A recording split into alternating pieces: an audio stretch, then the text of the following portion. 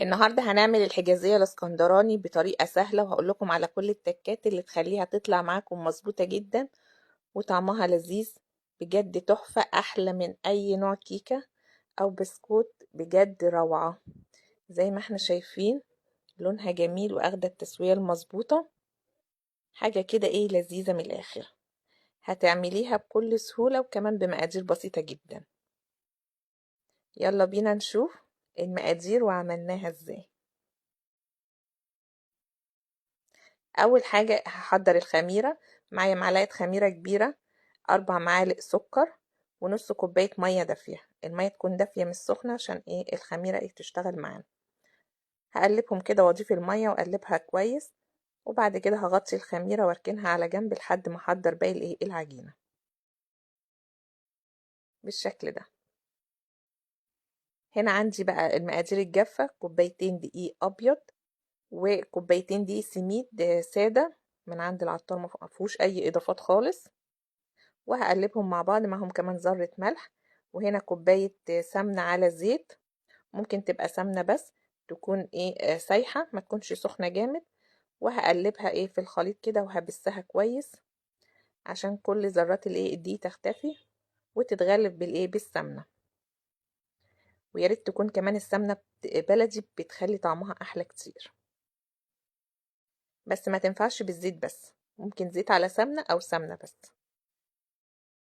هخلي كل السمنة كده تتبس كده مع الدقيق كويس جدا. في الوقت ده طبعا هتكون الخميرة اتفعلت كويس بالشكل ده. هجيب بقى الخميرة بتاعتي هنزلها وابدأ ان انا اعجنها. هدوب السكر وانزل بيها كده،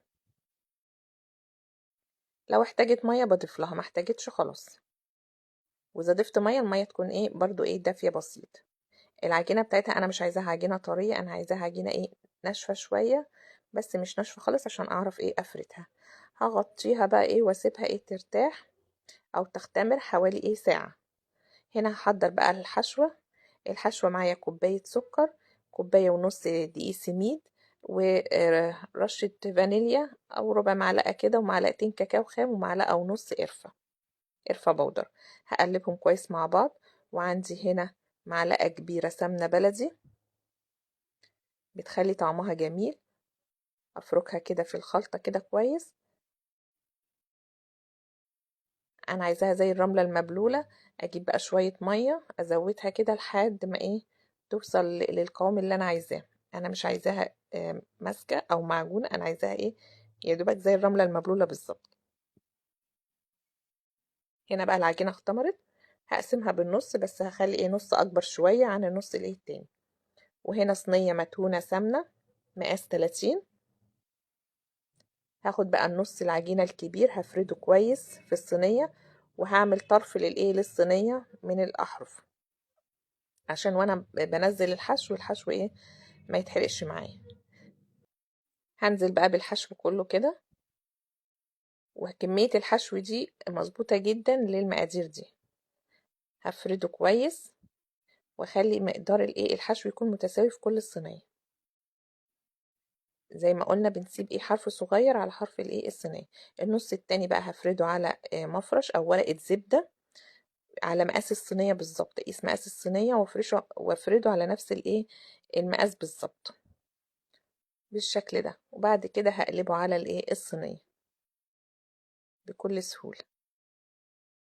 هبدأ بقى ان انا ابططه كده واسويه كويس، ومش عايزة يكون في فراغات بينه وبين الحشو.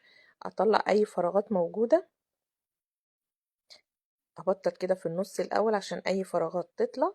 واسوي بقى العجينة معايا لحد ما تتسوى خالص. هجيب بقى شوكة اعمل بيها شكل بس كده، بتدي شكل جميل في التقطيع. هعمل خطوط كده بالطول، وخطوط بالعرض.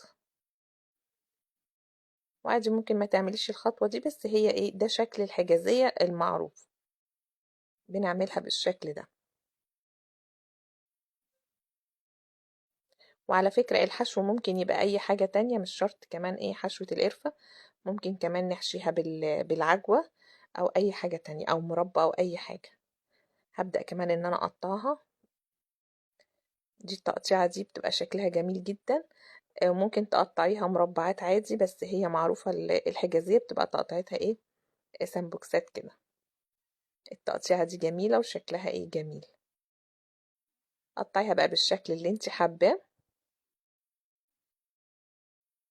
اكون بقى محضرة الفرن مسخناه على درجة 160. مش هعلي النار قوي. وفي الرف اللي في النص ايه هدخلها. هتقعد حوالي نص ساعة مش اكتر. تاخد بس لون، هعرف انها استوت من الحروف. بعد كده اديها لون تحت الشواية بالشكل ده، واخرجها. اعيد على التقطيعة بتاعتها واسيبها تبرد بقى ايه واقدمها. بجد تحفة، هتعجبكم جدا وطعمها روعة. بشكركم.